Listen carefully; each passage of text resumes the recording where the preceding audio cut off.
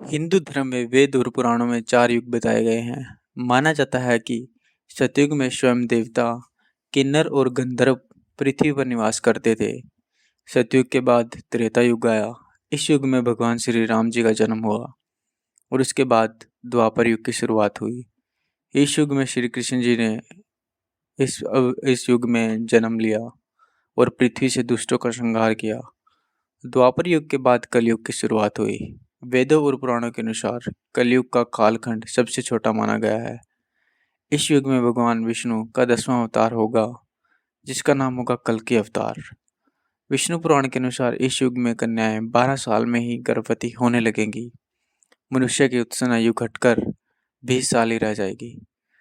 जो आजकल के तरीके आप देख रहे हो, तो उनसे लगता है कि जो कलयुग के बारे में पुराणों में बताया गया है वो बिल्कुल सत्य है।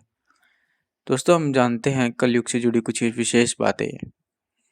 विष्णु पुराण के अनुसार देवताओं के पूछे जाने पर किस युग में तप और पुण्य का फल जल्दी मिलेगा, तो पराशर ऋषि ने वेद व्यास जी के कथनों का जिक्र करते हुए कलयुग को सबसे उत्तम बताया है।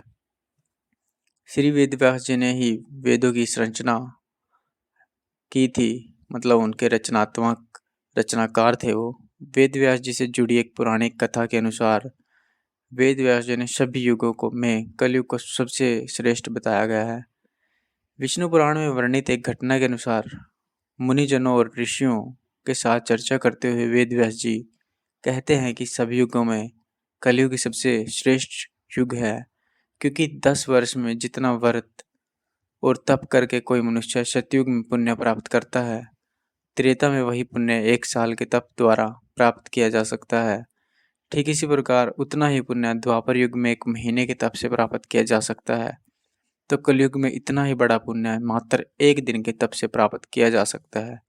इस तरह व्रत और तप की फल की प्राप्ति के लिए कलयुग ही सबसे श्रेष्ठ समय व युग है। पराशर ऋषि मुनि शक्ति के पुत्र तथा वरिष्ठ ऋषि के पौत्र थे। ऋषि वरिष्ठ महा ब्रह्मा के पुत्र पराशर ऋषि को भी सभी वेदों का ज्ञान था। दोस्तों, आपको आजकल के चाल चलन को देखकर यह कथन सत्य लगता है या असत्य, हमें कमेंट करके ज़रूर बताएं। और हमारे चैनल को ऐसी इन्फॉर्मेशन के लिए सब्सक्राइब जरूर कर लें।